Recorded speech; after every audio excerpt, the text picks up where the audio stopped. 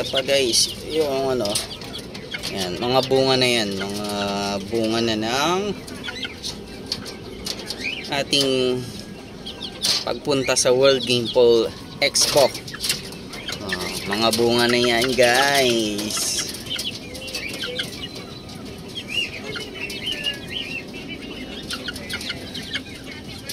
Sipin mo bumili lang ako no.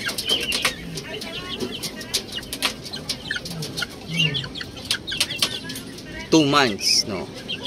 2 months hanggang sa inabangan kong lumaki. Tapos pinalahi ko. Ayan na sila. Ang dami ng bunga ng mga ano natin. Ganun lang naman. Diba? By December may mga pang sabak na.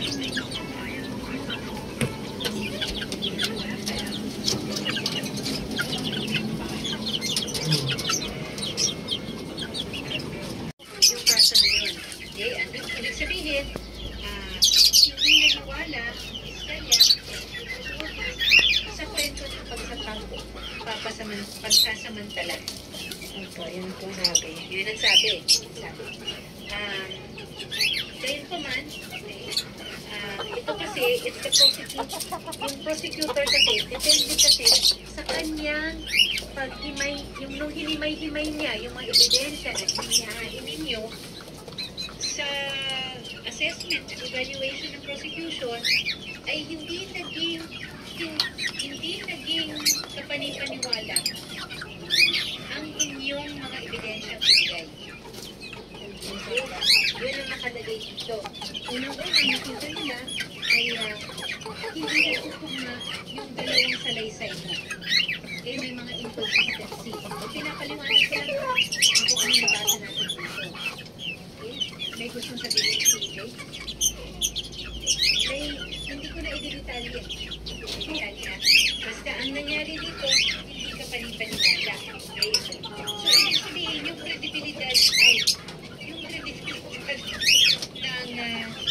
ng biktima ay naging questionable. Okay?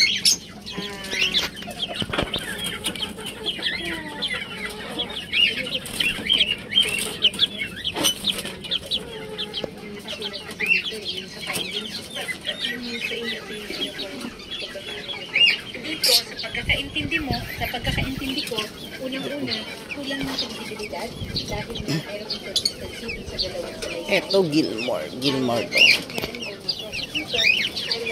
May kabakbakan yan eh. Tingnan yan guys. Gaano katapang yan. Yung isa doon, kabakbakan niya.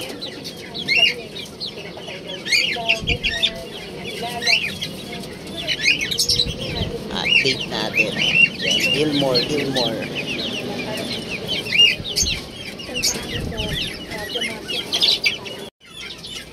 Dito kasi, actually, ang investigador, prosecutor, ay nagtanong-tanong rin, nag-investiga rin sila.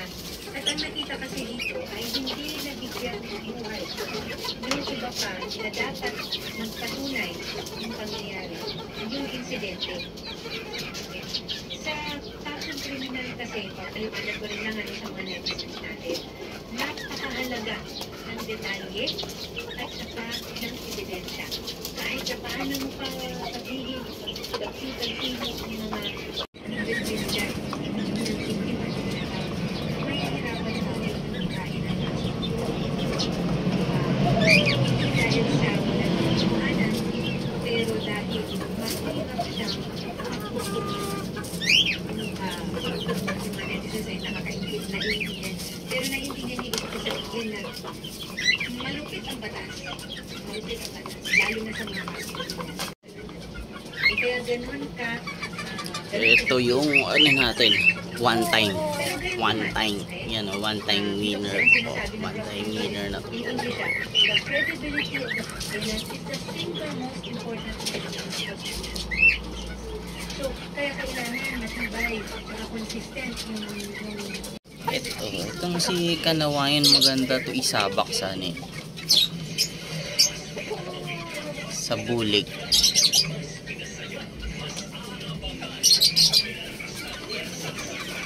piso.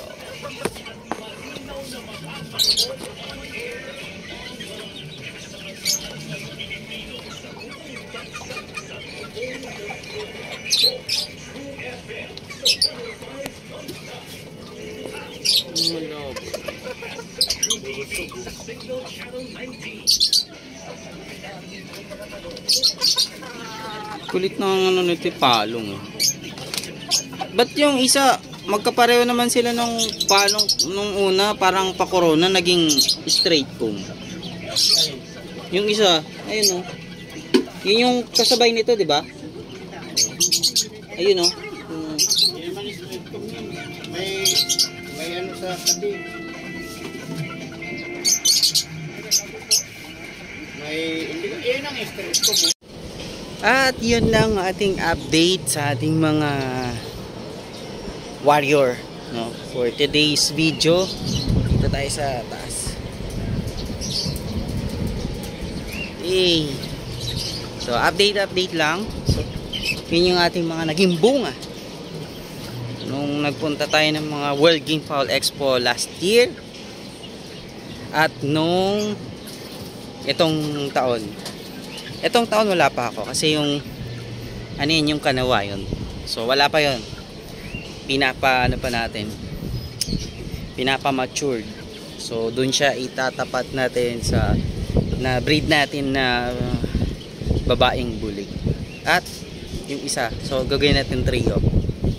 Doon natin siya i-breed. So yung mga nandyan natin siguro by hindi pa December. Meron tayong pambakbak sa natin baka sa May. Okay, sa May may pambakbak. Tapos susubukan titingnan pa. Siguro baka next year na lang siguro para mas maganda yun. Malalaman natin. Peace out. Sarap ng hangin dito. Oras na ba?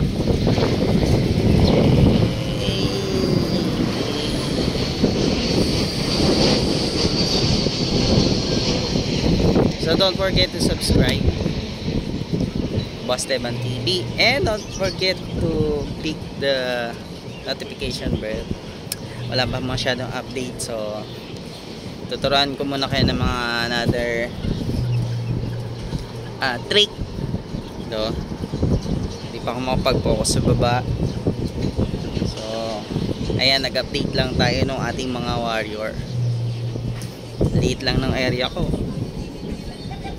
pero walang liit-liit. Basta gusto mong matuto, peace out.